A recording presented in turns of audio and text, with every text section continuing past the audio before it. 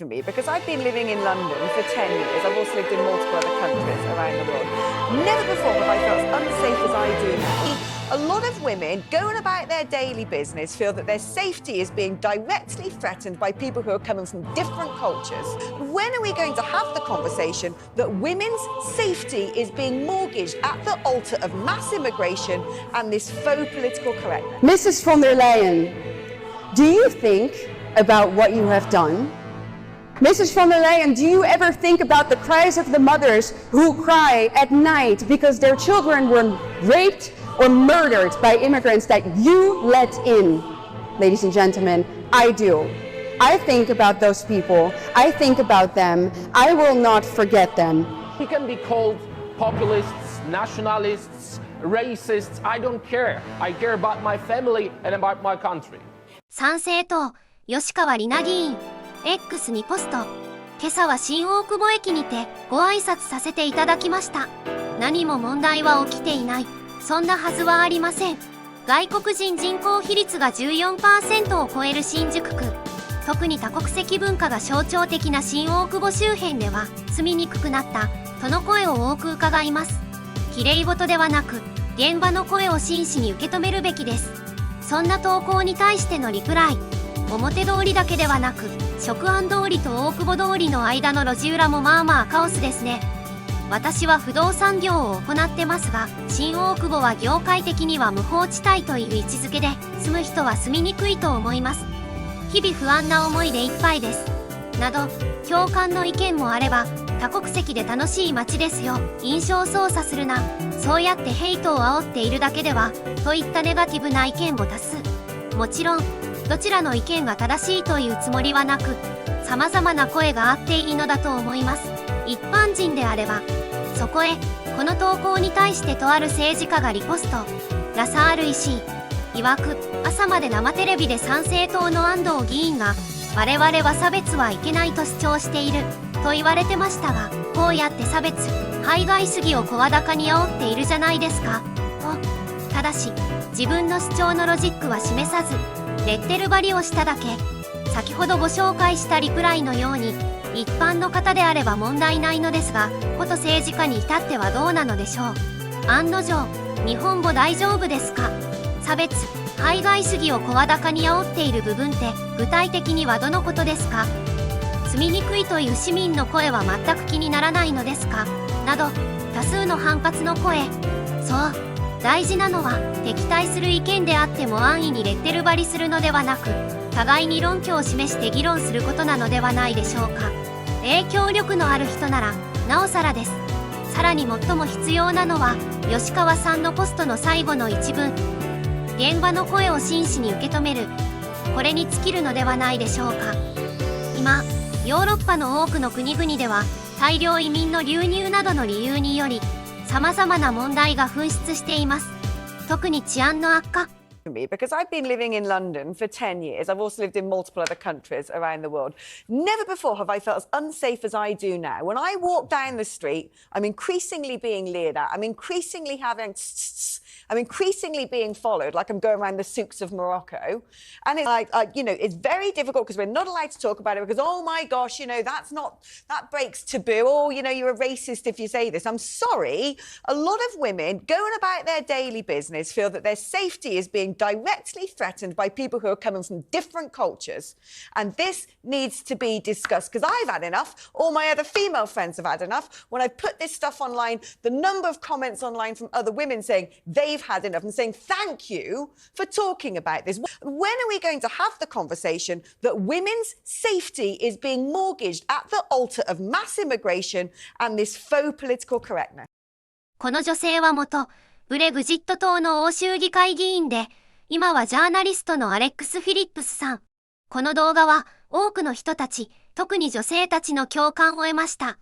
ここで語られているように、実際に嫌な思いをしたり違和感を感じても、それを封殺しようとする空気があるのが問題をより深刻にするのです。しかし今やイギリスに限らず、多くのヨーロッパ諸国において、権力による言論の締め付けが強まっているとの声が日々高まってきています。体制を批判するような SNS への投稿に関しても、曖昧な基準での逮捕や犯罪未満でも記録される運用、そしてプラットフォーム側の過剰削除、こうした積み重ねが市民の不満を招いています。もちろん、虚偽情報による被害の抑止や、差別、脅迫の防止は民主社会の前提です。だからこそ、右からであろうが、左からであろうが、拙速なレッテル張りをするのではなく、相手の声に耳を傾ける姿勢が大切なのだと思います。そんな中、ヨーロッパで怒りの声を上げた一人の女性がいます。ヴラーディンガーブローク、オランダ出身。法哲学を学び、移民、農業、言論の自由に切り込む若き論客。言えないことをあえて言う。それは、今の欧州で最も賛否を呼ぶ声の一つです。舞台はブダペスト。2025年5月、国際会議、CPAC、ハンガリー2025、保守系の政治家、研究者、ジャーナリスト、そして市民活動家が集まり、主流の物差しだけでは測れない現実をぶつけ合う場所。今年も各国の著名登壇者が並び、ハンガリーのオルバン首相からのメッセージも届きました。エヴァが名指しで批判したのは、欧州委員会、ウルスラ、フォンデアライエン委員長、グリーンディール、移民難民政策、対ロ安保、コロナ禍のお注射調達、など欧州の舵取りに決定的な影響を与えてきた人物。エヴァはそんな彼女の名を挙げ、正面から鋭い問いを突きつけます。ここで語られることは、日本の未来かもしれません。ぜひ最後まで、聞いてくださいね。彼女の魂の叫びを。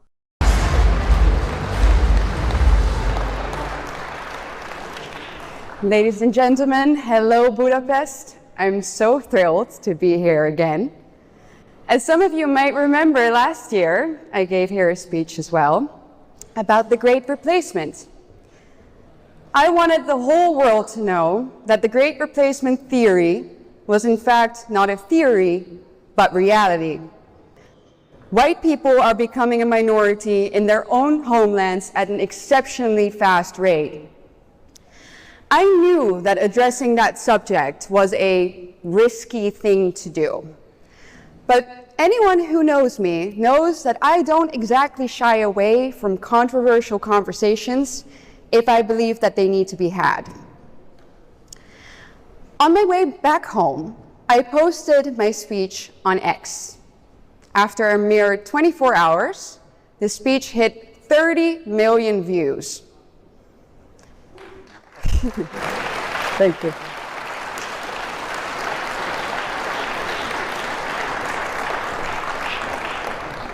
It was the ultimate sign to me that the people were not just ready to have this conversation, but that they were in fact dying to have it. Their concerns and experiences that had been ridiculed and dismissed for decades were finally being brought to light.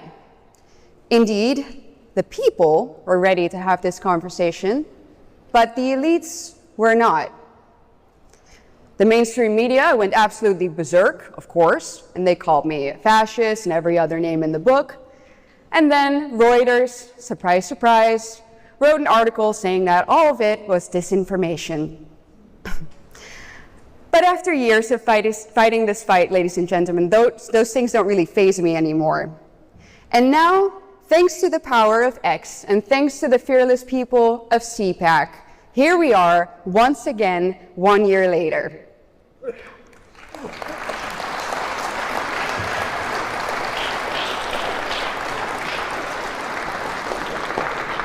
What has changed in that 1 year? For me personally, a lot. I became a wife to my wonderful husband, Francesco. And I became a mom to our beautiful baby boy, Filippo Leonard.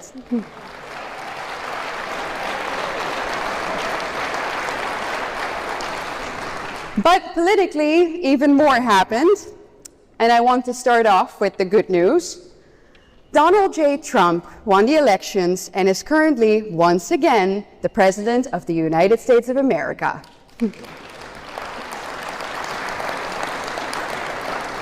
And not only did he win the elections, he is making America great again at such a record speed that is hard to keep up with.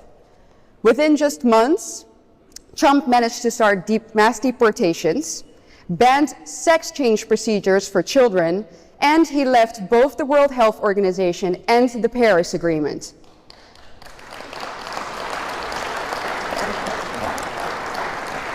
It's incredible to see a leader stick to his promises and deliver. And that's where we get to the bad news.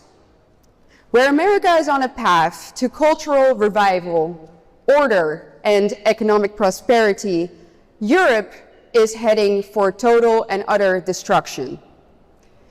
In last year's speech, I walked you through an average week in Europe, talked about rapes, stabbings, and terror attacks that were committed by migrants and still are committed by migrants on a daily basis. Because since then, ladies and gentlemen, things have only deteriorated here in Europe. Many experts have been warning for years now that a civil war is impending. But I believe that our reality is actually worse than that. In a civil war, there are two sides fighting. Here in Europe, only one side is. And I can tell you that it's not us. It's not the white native population of Europe. That doesn't mean, though, that the average European is okay with all of this. We are trying to constitute change through the official channels, but so far with no luck. For example, in my country, the Netherlands, Geert Wilders' party got a whopping 25% of the votes in the elections of 2023. That's more than he's ever gotten before. And Wilders' single most important aim has been to close the border. In fact, our current government has implemented the, and I quote, toughest immigration policy our nation has ever seen. The result? 130,000 immigrants entered in the past year alone. Despite Wilders' efforts, so much so for the toughest immigration policy we've ever seen. And this is a pattern we see everywhere in Europe. Right-wing parties win the elections. In some countries, they even win with 30% of the votes. But since they never gain an absolute majority, coalitions have to be formed. And what always ends up happening is either one of the three following options. Option A, despite the right wing winning, the centrist parties then say, oh no, but that party is too extreme for us and we don't want to form a coalition with them. Or option B, even if a coalition does get formed, the policies get watered down so much so that nobody gets what they voted for.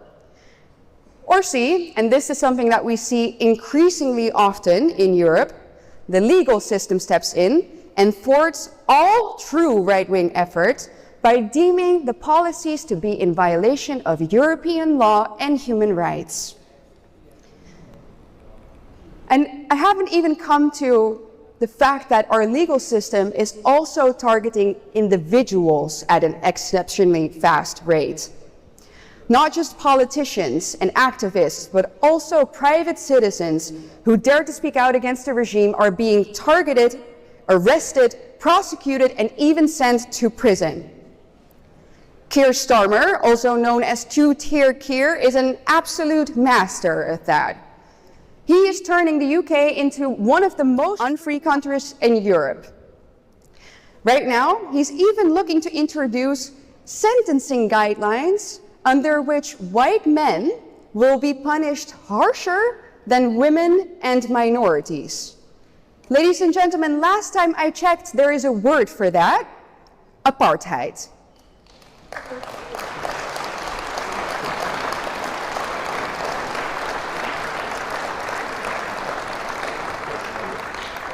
And allow me to give you a few more examples of how dire the state of the rule of law in Europe really is. 2 weeks ago, I engaged in Milan at a remigration summit. Right before the conference was supposed to take place, a couple of German activists, young German activists, decided to travel to Italy, but were notified by the German government that they were banned from leaving the country. Why? Well, because it would damage Germany's reputation. Yes, you heard me right. Potentially damaging your government's reputation, whatever that may be, is now ground for them to take away your constitutional rights. Heroically, those young activists decided to come anyway, so they crossed the border into Italy and attended the conference.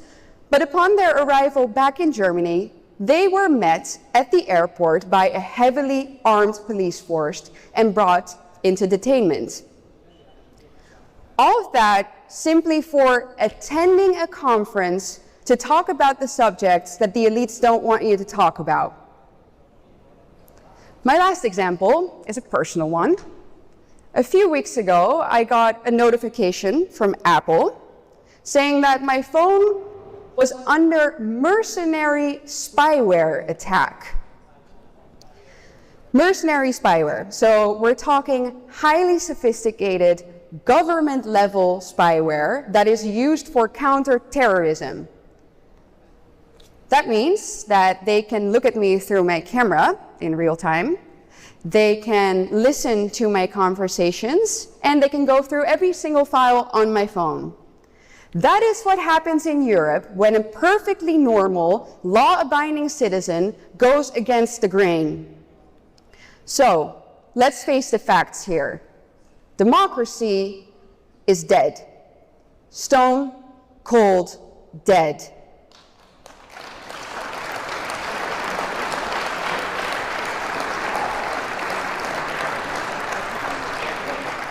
However, the illusion of democracy is very much kept alive. We are being ruled by leaders who claim that they are democratic leaders, and they force us to play along with their games. In fact, many people do so happily. And that is what makes modern-day tyranny arguably worse than what we see in the history books. In the DDR, you at least knew that the government was listening in on you. In the USSR, you at least knew that going against the government could end you in the gulags. In Mao Zedong's China, going against the government was something that surely would have you met with violence. But make no mistake, being a dissident now is just as dangerous as it was back then.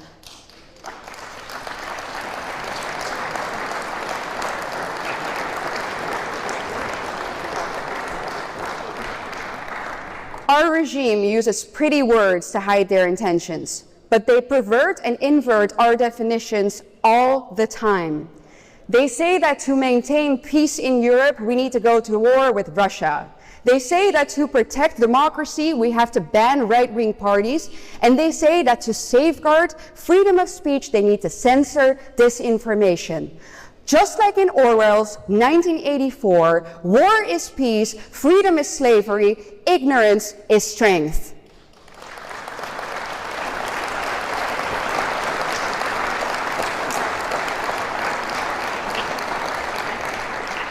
And now, ladies and gentlemen, we can find the embodiment of that regime in one person in particular. The worst leader of them all, the President of the European Commission, Ursula von der Leyen.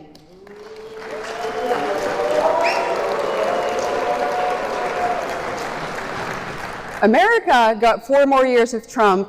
We, here in Europe, got 5 more years of Ursula von der Leyen. The thing is, though, that no one ever voted for Ursula von der Leyen. No one ever voted for her, yet she is one of the most powerful people in Europe, and she's implementing some of the most destructive policies that our continent has ever seen. Just to give you a few examples, she's the one who introduced the Green Deal, crippling our economy. She's the one who introduced the Migration Pact, replacing our native population.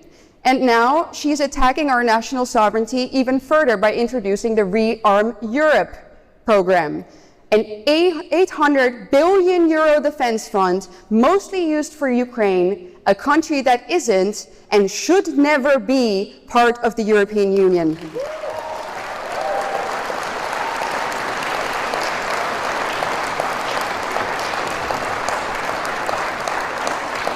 And last but not least, When are we ever going to see those text messages in which she closed a 35 billion euro deal with Albert Bourla, the CEO of Pfizer? As I told you earlier, Ursula von der Leyen and the Eurocrats are most likely the ones reading my private messages, those of a private citizen. When are we going to see hers, those of a public servant spending billions and billions of our taxpayers' money?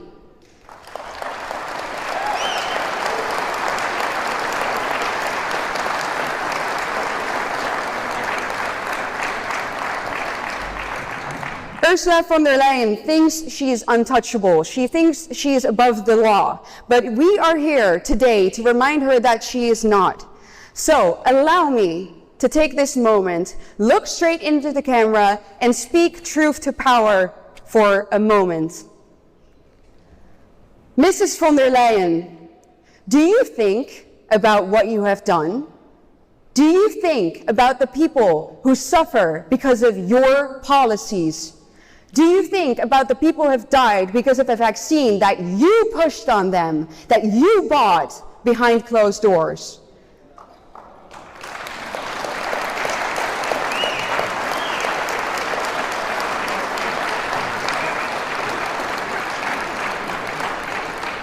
Mrs. von der Leyen, do you ever think about the cries of the mothers who cry at night because their children were raped or murdered by immigrants that you let in?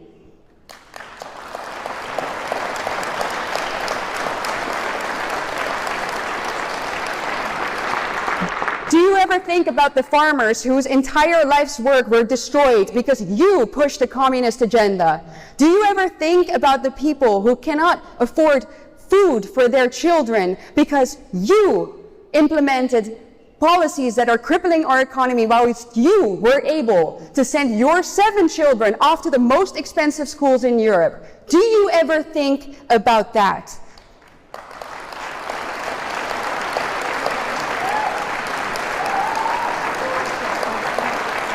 I bet you don't. I bet you don't, because none of this is happening in your backyard. But, ladies and gentlemen, I do. I think about those people. I think about them. I will not forget them. So let me promise you right here, right now, I will not stop fighting for them. I will not stop fighting for the truth, and I will not stop fighting for my people. The time of zero accountability will come to an end, and I will promise you, we will make Europe great again.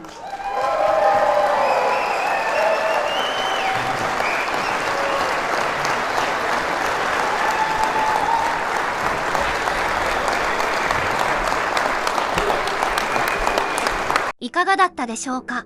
選挙で選ばれた政治家の役割とは何でしょう。それは一言で言えば民意に応えるということではないでしょうか。当たり前のようでいて、時に政治家はそのことを忘れ、時に自分の意のままに国民を操ろうとします。忠義という考えがあることは理解します。